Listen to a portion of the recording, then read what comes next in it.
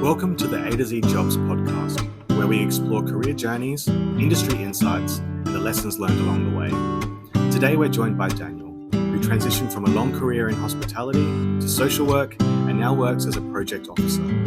His story highlights the power of career reinvention, resilience, and finding purpose in helping others. We dive into his career shift, the impact of COVID on his journey, and his experiences in social work and project management. Stay tuned for an inspiring conversation. Daniel, thank you for joining us onto A to Z Jobs podcast. How are you? Good. Thanks for having me. No problem. So let's dive right in. Tell me a bit about being a project officer. How did you get started in your career, and what inspired you? So I started off this role about 6 months ago. Before that, I was a resilience coach for the same organisation, and I was delivering non-clinical mental health supports to the Far North, specifically after the cyclone and flooding from last year's Jasper cyclone. At that same time, I was developing a group around bereavement, grief and loss called Pathfinders, and I run that at the same time as my new role as project officer. Prior to that, I was a restaurant manager, and I was in hospitality for 15 years. Basically, since I've left school, I've always done something related to hospitality, whether it was working in big hostels in Germany. I lived in Berlin for a number of years and worked in large hostels and hotels over there. Came back to Australia, continued working, and then COVID happened. And I found out the night before that, like everyone else, the Prime Minister came on the TV and said, as of tomorrow at lunchtime, all restaurants and bars will be closed. So that was a bit of a whirlwind, and I spent the next 9 months contemplating what I was going to do. Very lucky to be in Australia and be supported by the government with the JobKeeper payment that we received. And I got thinking of what I wanted to do, and I consider myself a bit of a people person, so I went over to the university and looked at what I could do, and I found social work. So I enrolled and started studying, and within my first 2 weeks, I heard about working as a support worker.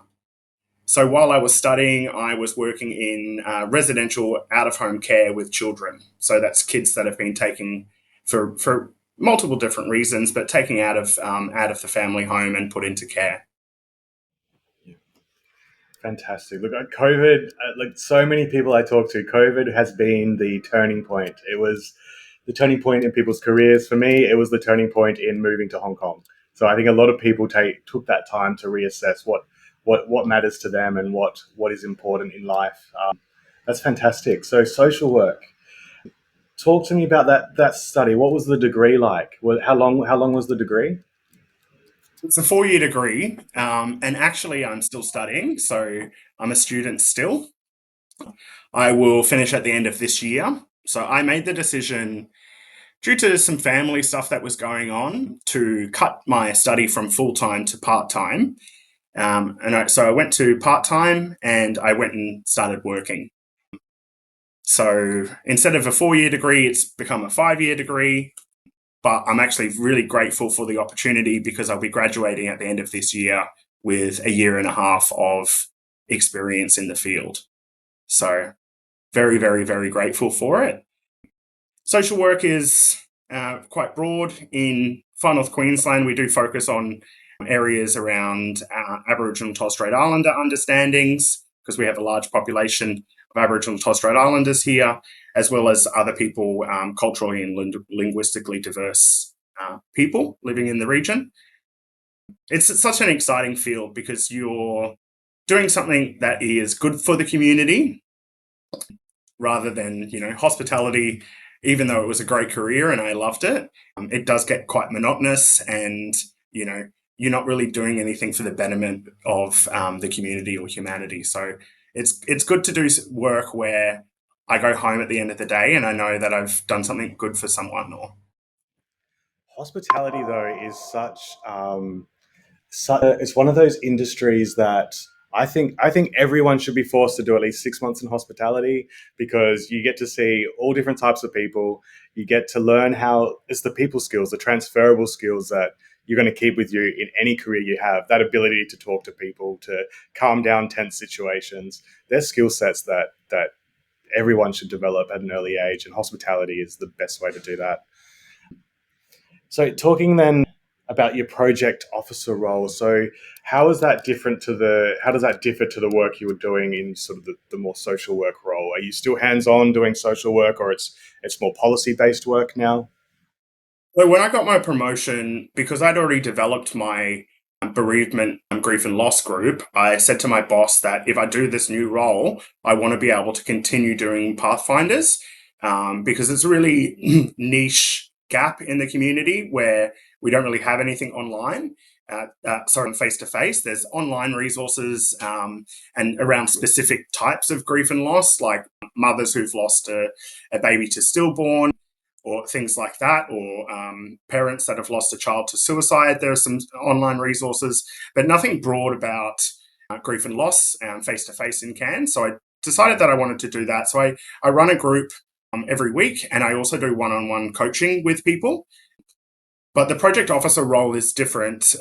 It's very, very different. So we receive funding from the Queensland government to research and mitigate psychosocial hazards.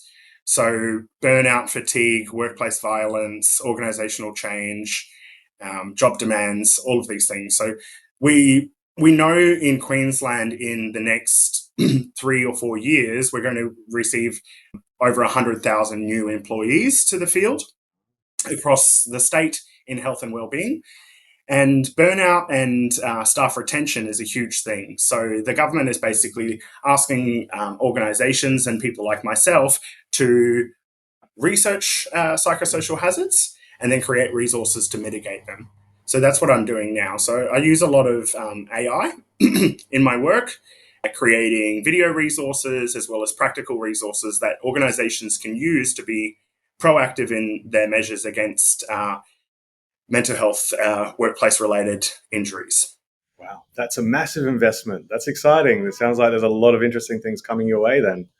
Yeah, it is a very exciting field, and it's quite different because from hospitality, I was working as a restaurant manager and managing teams of 30 or 40 people on any given night, with large functions of 300 or 400 people, and now I'm a team of one. So I have my direct manager, and then the big boss that I can go to and ask questions. But apart from that, it is me kind of creating everything from scratch. From scratch.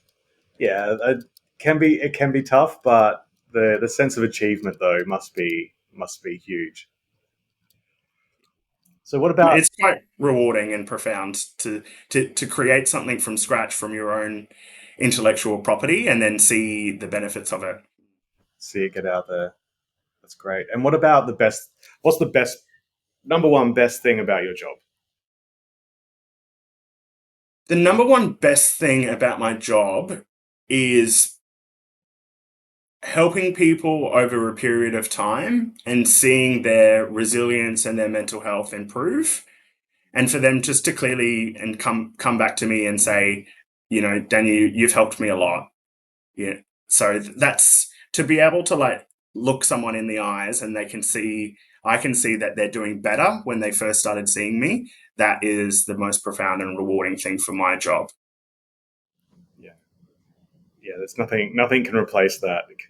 That's Mm.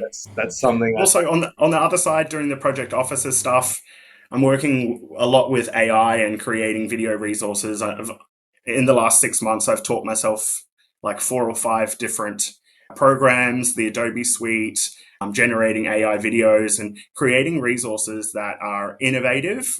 When I show people them, the look on their face going, "Oh wow, you created this all by yourself, and this can actually have a great impact." So it's exciting to see once the project officially launches, which will probably be the end of April, to see how widespread it can be launched and how many people it reaches.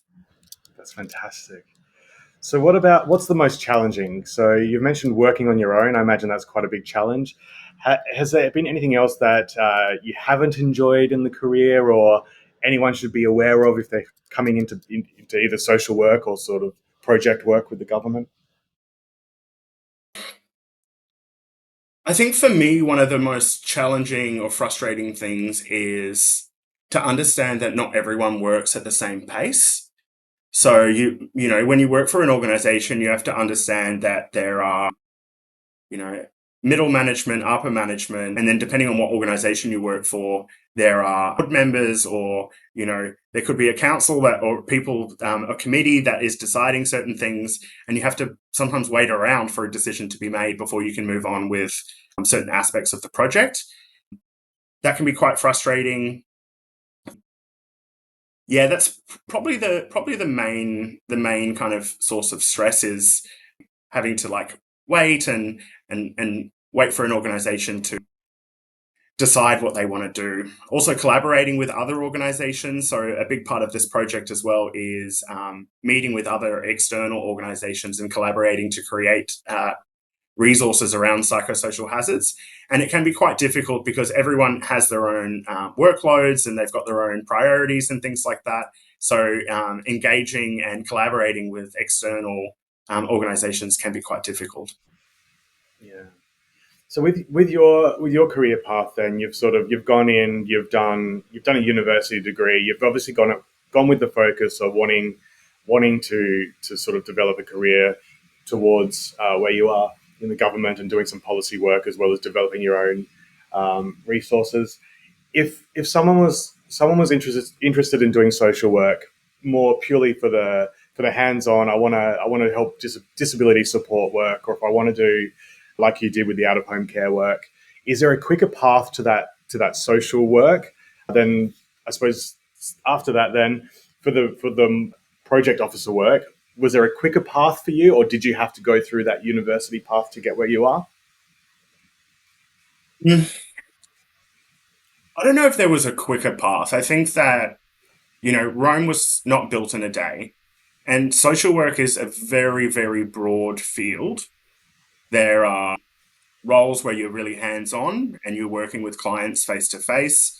There's roles where you might see a client, once a week, but then the rest of the time you're behind a computer because you might be managing teams of people who are more face to face than yourself. I think if anyone is interested in changing careers into social work, it's in the doing. That's what social work is about. It's learning as you go and discovering what parts of social work excite you. So, if anyone was interested in social work, I would just suggest do a bit of research, find out all of the different avenues that you can go down in social work. And then, if you really think that it's something for you, just start, just get into it, you know, sign up, find your local university. There's plenty online that you can engage with as well. I go to JCU here in Cairns. But yeah, it's really about the doing. And the thing that I did was I started the degree and then I went and straight away started working as a residential support worker because I was allowed to while I was studying. And that's when I really got to understand, okay, this is for me and this is really interesting. It's I would suggest go and get the degree or start the degree and then start working in the field if you can, doing something that is hands on, frontline work.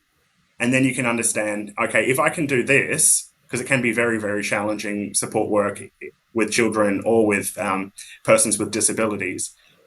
But if you can manage that, then okay, well, I can actually help the people who are going to be doing that work later on as I progress through my career. Yeah. I It's probably advice you could put towards most careers is you need to get in there and try it. If so many people get in there, they do the university degree, they come out the other side, and then the career isn't what they thought it was. So absolutely, 100% agree. Get in there, test out the career before you make that 4 or 5 year commitment. Otherwise, you're going to find yourself in a tricky spot. Another way, like probably not for social work because you need some sort of qualification, but looking at sort of volunteer services as well. If you're interested in working with children or out of home care, maybe just go find some volunteer services first. Get a feel for what it's like in the industry before you commit. Because as you said, it's a challenging industry, and you really need to have that passion, which not everyone has. So it's important to really get in there and give that a try. So any tools, resources, anything you would recommend as a starting point for anyone, or any blogs or podcasts you listen to on a regular basis that helps you with your job? Not specifically any channels or podcasts that I listen to, but YouTube, Googling things, ChatGPT is a big one as well,